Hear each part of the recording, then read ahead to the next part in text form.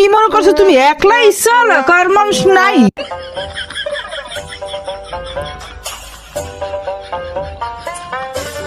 ব্যাপার কি কি কয়দিন ধরে দেখতেছি মোবাইলে খালি এরম এরম এরম এরম করতে সারাদিন দেয় 24টা ঘন্টা। কেডা ও মেয়েরে কেডা? আরে ওর কথা তোমার কাছে বলা হয়নি।